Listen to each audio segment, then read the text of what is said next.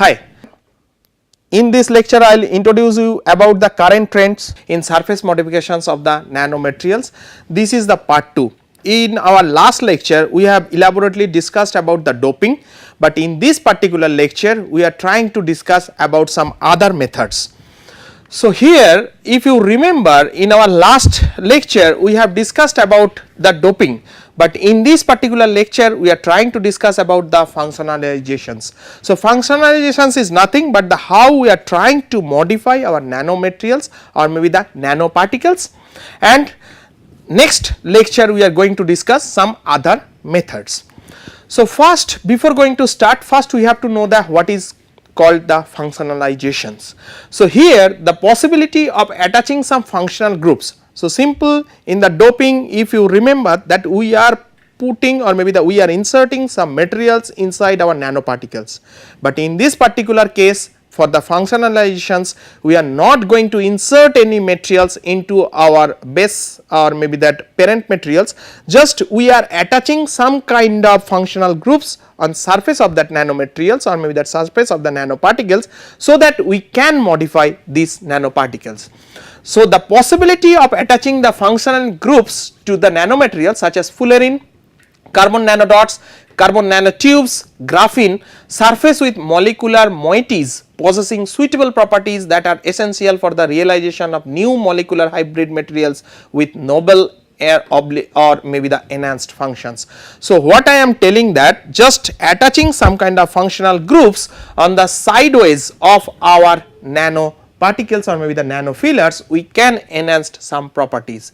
So, here we are trying to show you some examples. So, here this one is the carbon nanotubes. So, we are trying to attach some kind of functionalized group on the surface of these carbon nanotubes, either maybe it can wrap or maybe it can simply stick onto the carbon nanotubes, it can wrap the carbon nanotubes, sometimes it can go inside the carbon nanotubes. So, like this way we can modify the surface of that particular nanoparticles, so that it can show us some better properties. So, substitutions of carbon based nanomaterials with functional groups in the scaffold and or in the periphery is a viable approach to improve their stability, dispersibility, thus processability, and provide tools to introduce new functions that can be used to further tune their properties. So, by attaching these functional groups, either we can enhance some existing properties or maybe sometimes we can add some extra properties to that particular material. Functionalizations with photochromic molecules including azobenzenes, diarylethanes and the stilbenes can be achieved either through non-covalent or maybe the covalent approaches. So, when we will come into the details of the functionalizations or maybe how we are going to the functionalizations, we will see that what are the methods. So, actually the two methods, one is called the non-covalent and another one is the covalent. By these two methods generally we can do the functionalizations of any nanoparticles, and this literature has been taken from the Nature Communications, and it has been done or maybe it has been given by the scientist named Zhang. So, he has actually presented this paper these results in his research paper. So, here we are trying to show you that there are several types of functionalizations and how we can classify those. So, first is called the functionalizations, which is divided into two types. One is called the chemical functionalizations, another one is called the physical functionalizations. The chemical functionalizations is divided into two, one is called the sidewall, another one is called the defect, and the physical functionalizations is divided into three parts. One is called the polymer wrapping, then surfactant absorptions and the endohedral methods. So, here it is divided into two classical zones, one is called the chemical functionalizations and the physical functionalizations. So, first it is coming to the chemical functionalizations. So, chemical functionalizations is based on the covalent linkage of functional entities onto the carbon scaffold of carbon based nanomaterials like carbon nanotubes, graphene, reduced graphene oxide, etc.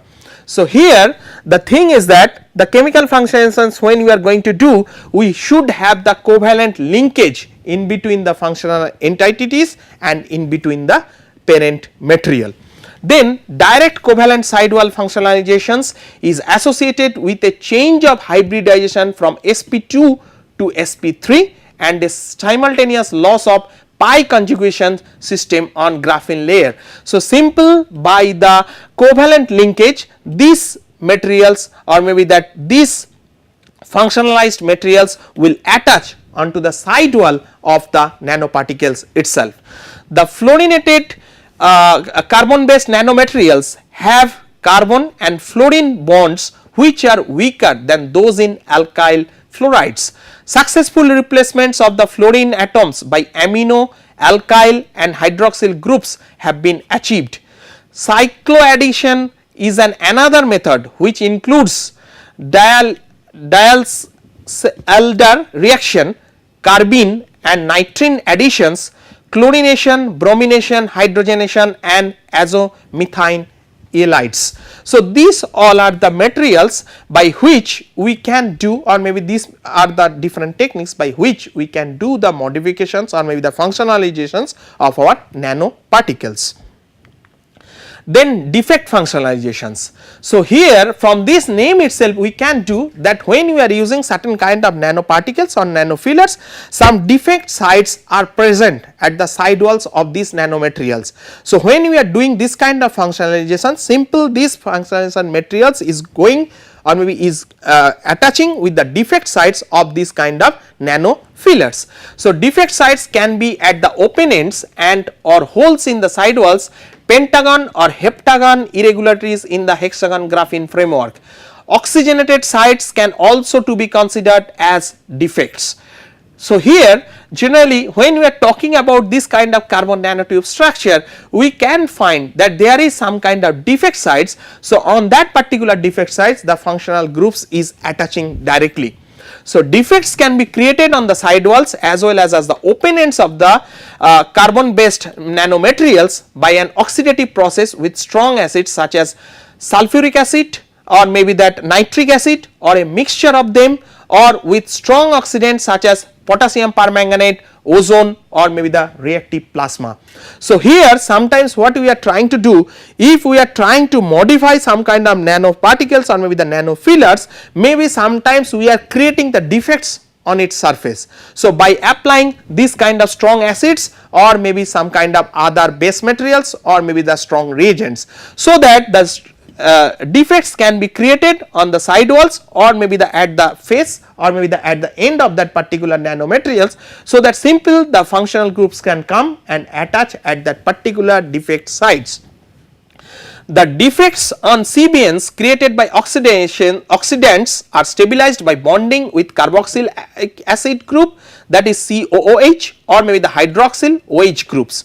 Due to this, functionalized CBNs become soluble in many organic solvents, because we are putting some kind of carboxylic group or maybe some kind of hydroxyl group on this particular nanofiller, so that it can soluble into some solvent.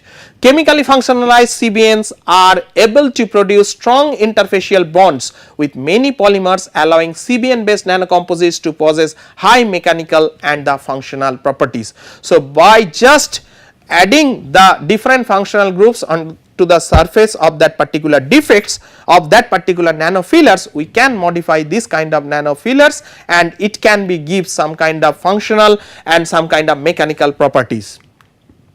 So, here is an example that how we are going to do by direct sidewall functionalizations and the defect functionalizations.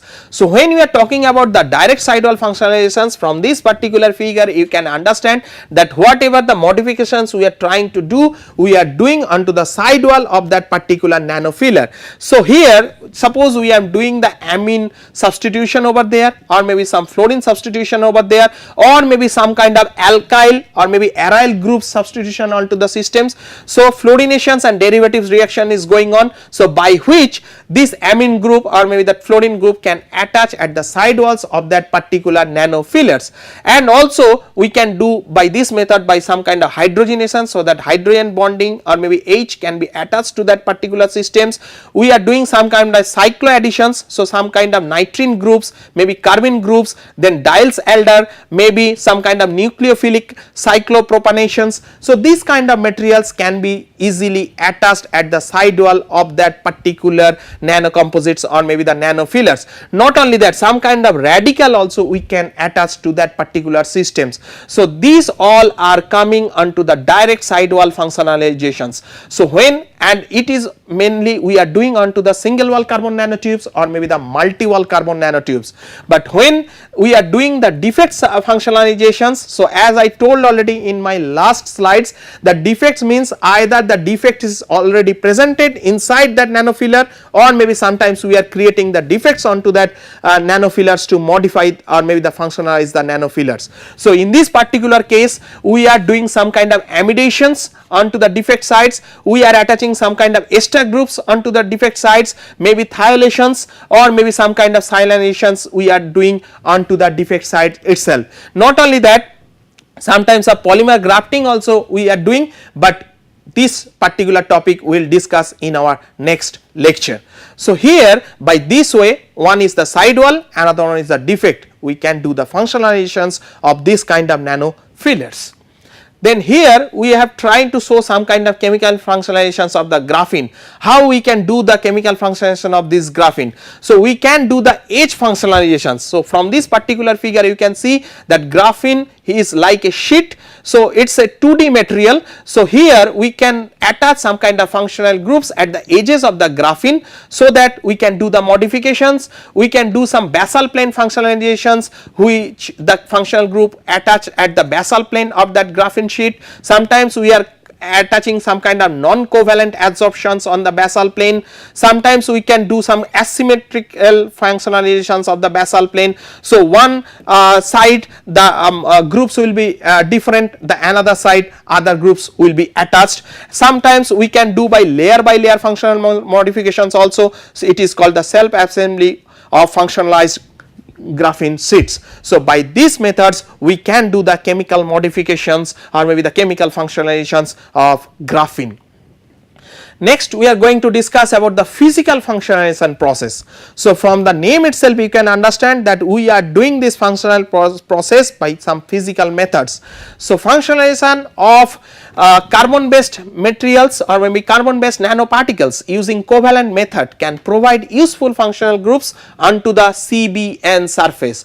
Non-covalent functionalization is a method for tuning the interfacial properties of nanotubes. The suspension of CNTs in the presence of polymers such as polystyrene lead to the wrapping of polymer around the CNTs to form the supermolecular complexes of CNTs. So here you can see that we are using certain kind of carbon nanotubes, either maybe it is single wall carbon nanotubes or maybe the multi wall carbon nanotubes, and the side walls is wrapped by some kind of polymer or maybe the polymer chain. So by wrapping the polymer onto the carbon nanotubes we can do the functionalizations or maybe the modifications of the carbon nanotubes material. And also the physical absorptions of surfactant, that is also another technique. On the CNT surface, lower surface tension of the nanotubes effectively preventing the formation of aggregates. Surfactant treated CNTs overcome van der Waals attractions by electrostatic or maybe the steric repulsive forces.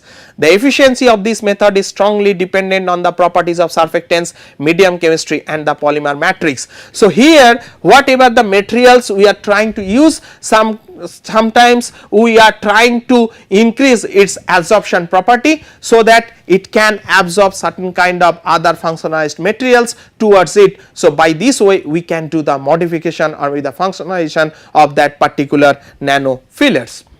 Then there is also another methods or maybe another classical approaches by which we can do the functionalization of our nanoparticles, that is called the endohedral method. So in this method, guest atoms or molecules are stored in the inner cavity of the CNTs through the capillary effect.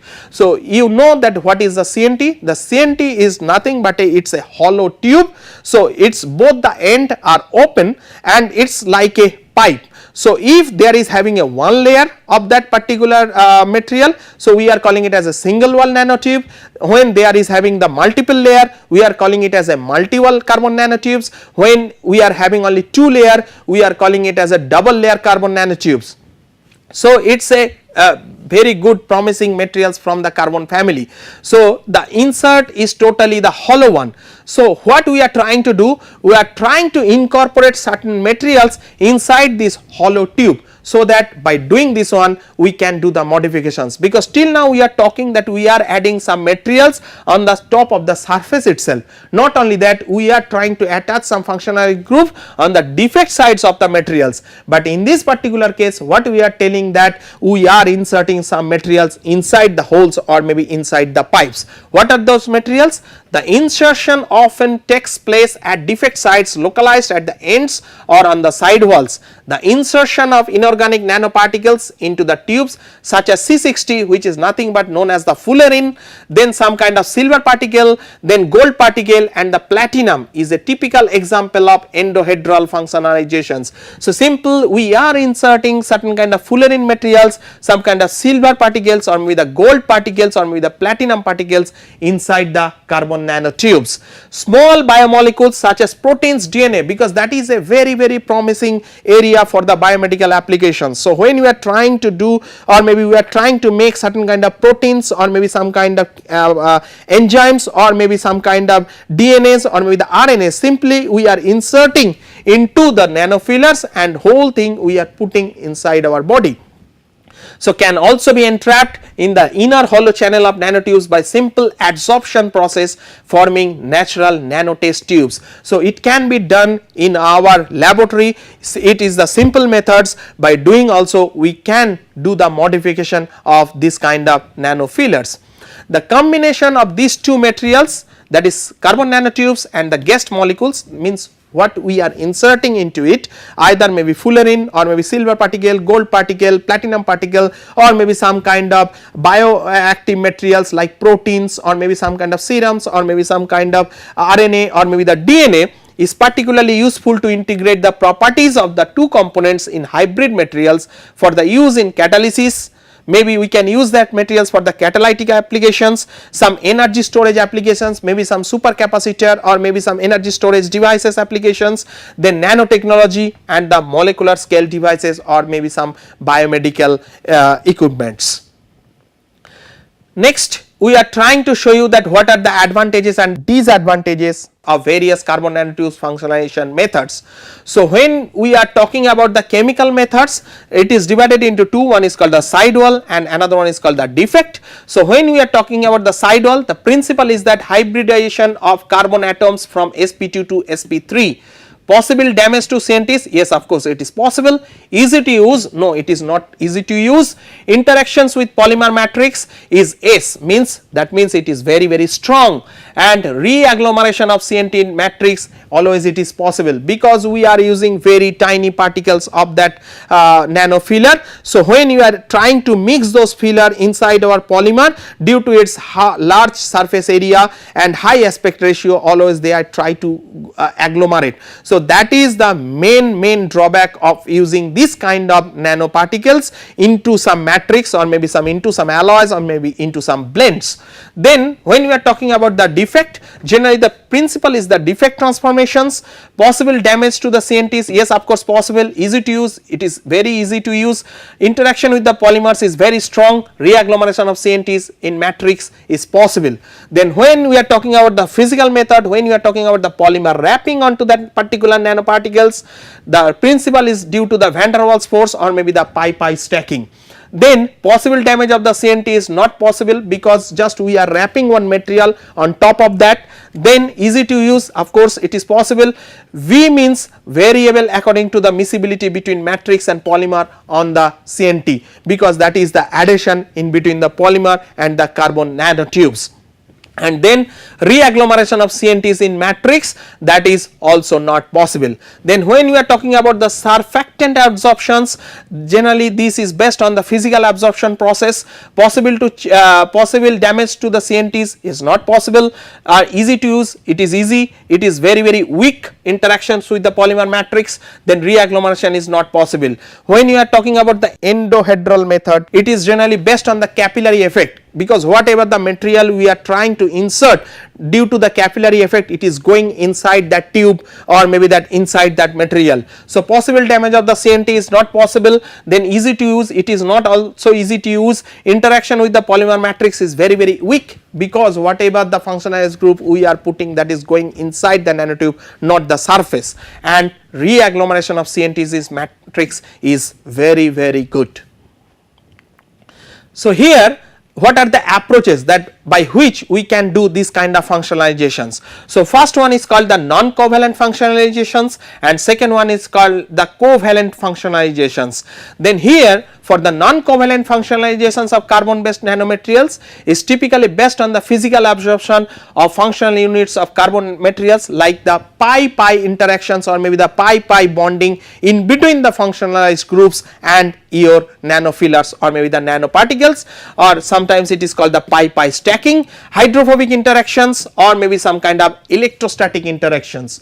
But when we are talking about the covalent functionalizations between carbon based nanomaterials and functional units via condensation reactions like amidations or maybe the ester formations or maybe the esterifications and the acid treatments. So here by two methods, one is called the covalent method, another one is called the non-covalent method, we can do the functionalizations of these kind of nanoparticles. So here these all are the materials which we are going to do the functionalizations. One is called the carbon nanodot, then it is a 0D fullerene, 1D carbon nanotubes, 2D graphene sheet and polycyclic aromatic hydrocarbons. Then by cycloadditions we can do the modifications, it is known as the covalent modifications. And then condensation reactions also we can attach some kind of groups, mainly amine groups onto the surface. Then we can do some kind of polymerizations onto the graphene sheets or maybe that graphene flakes. And not only that, below one is called the non-covalent modifications, where we are doing some kind of PiPi stacking or maybe the PiPi interactions in between the functionalized groups and in between the your carbon nanotubes. Then we are doing some kind of hydrophobic interactions over there, and also we can do some kind of electrostatic interactions onto the graphene surface. So some kind, due to some kind of hydrogen bonding or maybe some kind of electrostatic bonding, we can do this kind of non-covalent modifications. And here this is known as the photochromic molecules which is attaching to the surface. So here the whole picture is about the functionalization of carbon based nanomaterials with the functional groups, by which just simply we are trying to show that how we are doing the covalent functionalizations and how we are doing the non-covalent functionalizations. So now in this particular slide we are going to show you that how the interaction is going between the functional groups with the host materials.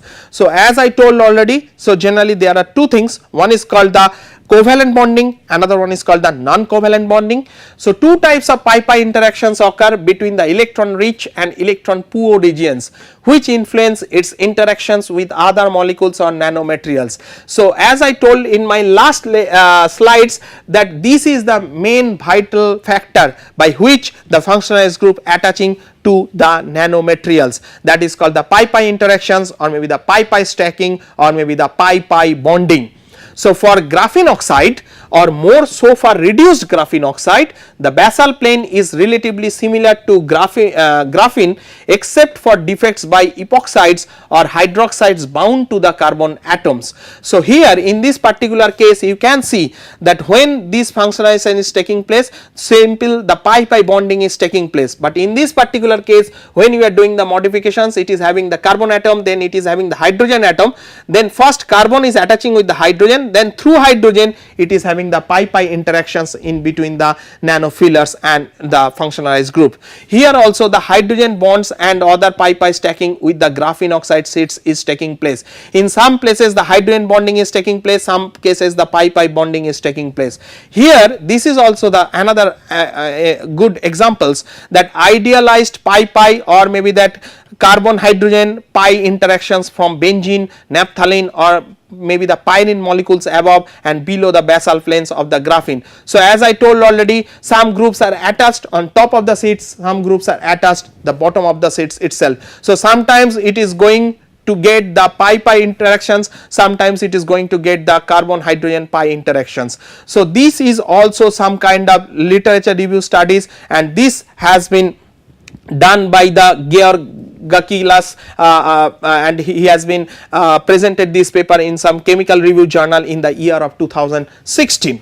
So here are the some examples of the functionalized groups with enhanced properties. What are those? First is that we are using the host material as a graphene. Then what type of functional group we are trying to attach? That is benzoyl peroxide, and attachment is covalent type, means covalent bonding is taking place. Then property enhancement, generally electronic and optical properties is going to be enhanced, and it has been done in the year 2016. When we are talking about the carbon hydrogen some kind of host materials, we are attaching that alicyclic amines. It is also be doing by the covalent bonding.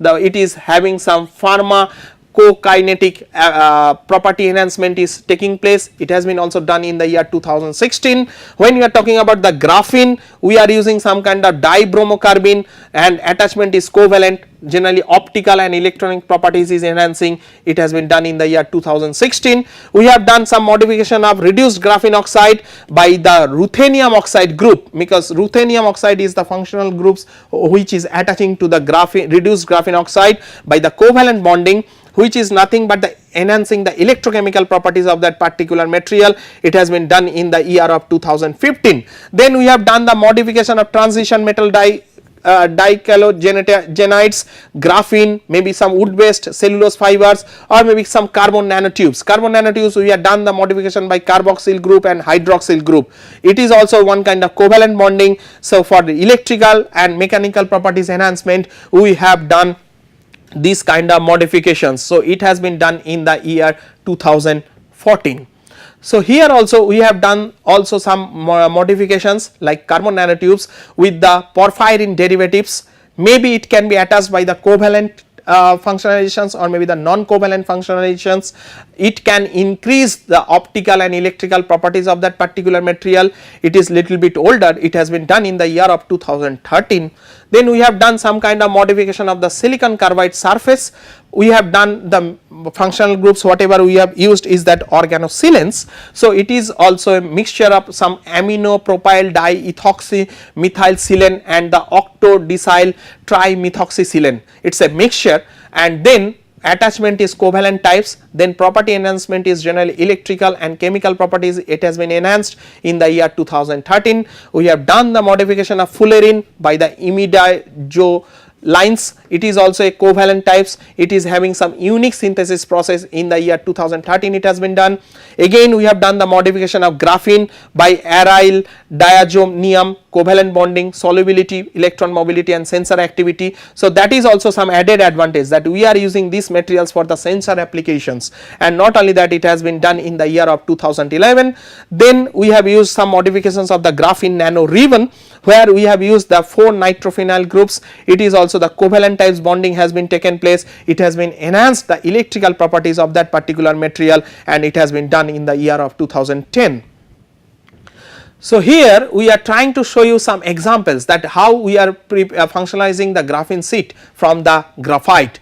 So here first what we are doing the oxidations of the natural flakes of graphite to graphite oxide, followed by the ultrasonications. Here I am having the graphite sheet. Graphite is the simple method, whatever we are using in our pencils or maybe some other materials. It is very easily available from the environment itself. So we have to collect those graphites, then we have to do the oxidation process of that graphites, and the vigorous sonications can be taken place, by which some acid group or maybe some hydroxyl group will be attached on that graphite sheet and it will become the graphene oxides. Then after graphene oxide we are doing the amine modifications over there. So some amide group is attached to that particular graphene oxide. So actually the graphene oxide is having that there are so many functional groups are attached with the graphite sheet. So when after that we have to do the reduction process,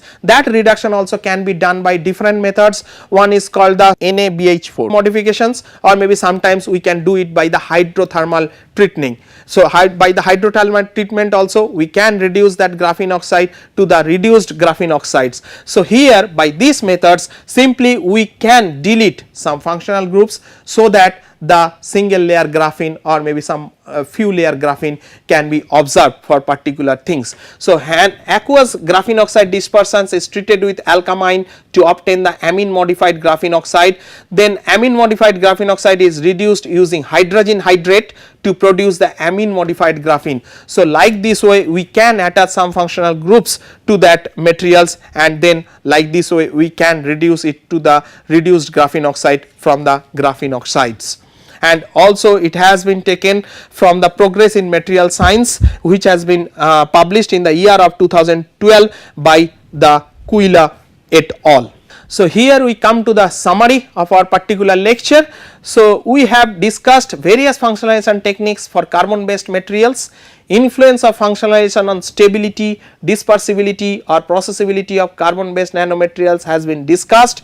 Different approaches of functionalization have been done in this particular case. In this particular case also functionalization of nanomaterials with amines, carboxylic acids, azobenzenes etc. have been studied. Some examples have been covered in this lecture which shows different ways adopted for modification of new and advanced nanomaterials, but those examples are very few. So actually we have done last lecture we have done about the doping. In this particular lecture actually we are trying to give you a glimpse of the functionalizations. So if you remember, we just for your knowledge once again I am telling you that functionalization is taking place by the two methods. One is called the by sidewall, another one is called the defect sides. So functional groups you can attach onto the sidewall of your nanomaterials, or maybe you can create certain kind of defects onto your nanomaterials so that functional groups can directly go to the defects, or maybe some defects are already present onto your nanomaterials, you can attach that functional groups to that particular defect sites. Now again we have discussed that how the bonding is taking place. Some cases we have shown that generally the covalent bonding or maybe by the non-covalent bonding. We have shown you the PiPi interactions or maybe the PiPi stacking or maybe the PiPi bonding in between your functionalized groups. We have shown you the hydrogen bonding over there, or maybe some kind of low molecular bonding also we have shown over there. Then based of these bondings how we are trying to modify our nanofillers, we have given some kind of sorts of examples over there. Then also the last one is called thank you.